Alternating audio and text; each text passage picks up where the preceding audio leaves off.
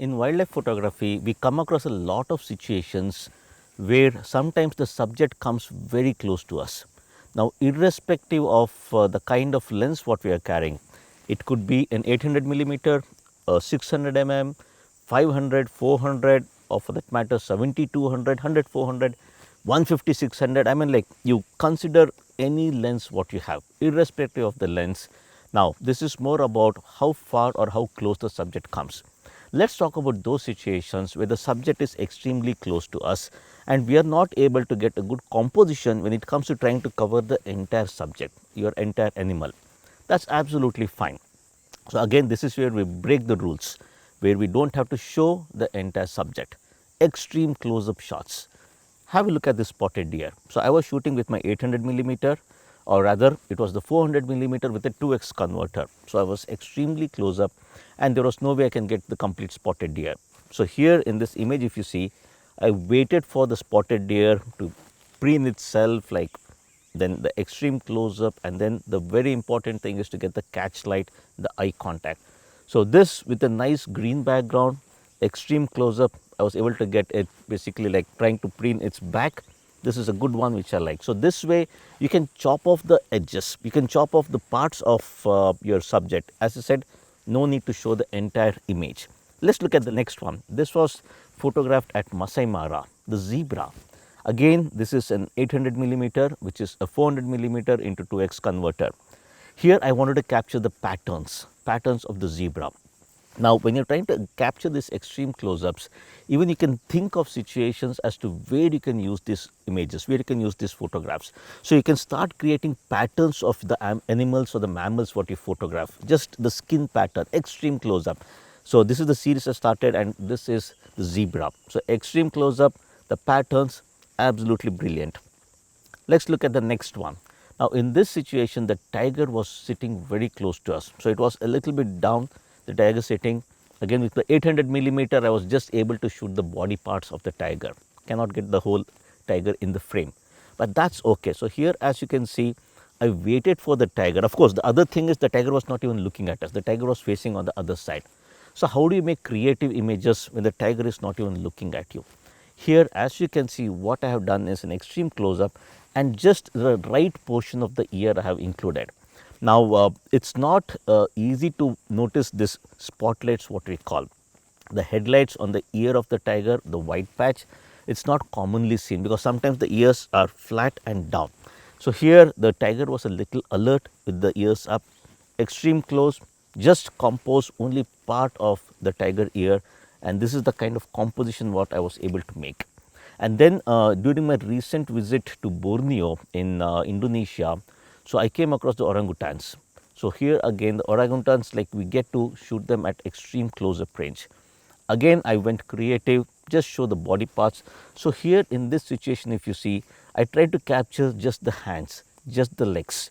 So, close up of that, again trying to create the pattern, show the various like pattern of the legs or the hand for that matter. Vertical, horizontal composition, go complete extreme close up. And then even in Africa, when I came across this cheetah and the cheetah's like cub, they were close up, again 800 millimeter. We were able to go very close, or rather, like, we are sitting, we are driving, we are shooting. Both of them were playing with each other, came close and they sat right next to our vehicle. Here again, I waited for the correct eye contact because one of the things while photographing cheetahs I have noticed, the eyes are not properly seen. So, sometimes because of the light, you get a black patch, that's all. So, getting a good eye contact is very important, and in this extreme close up, I composed it in such a way that I am able to get the eye contact of both the mother and the cub.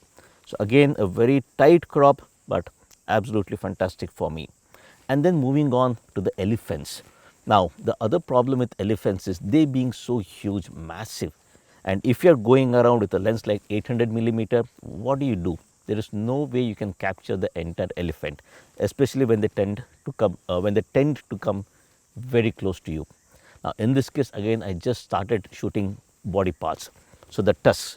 So, I try to capture the whole elephant in different way, horizontal close up of the tusk, and then since it was feeding, the vertical, the tusk and the trunk itself. So, that I was able to capture, And then at one point I was having a good eye contact with the tusker and just the headshot including the tusk.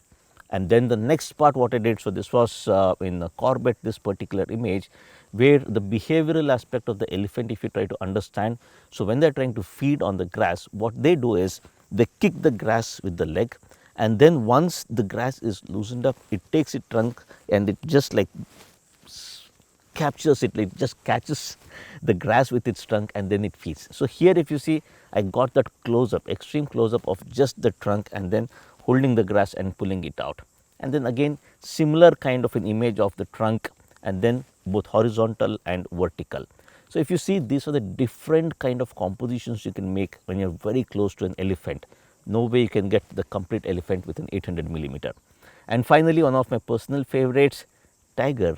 If you get so close to a tiger, and again 800 millimeter. So this is where if you see a majority of these images are made at 800 millimeter.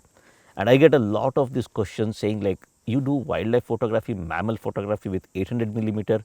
Is it not too long a focal length, or don't you think like, what do you do if you get your animals extreme close up? This is what I do. Look at this. This is one of my favorite images where I just captured the pattern of the tiger.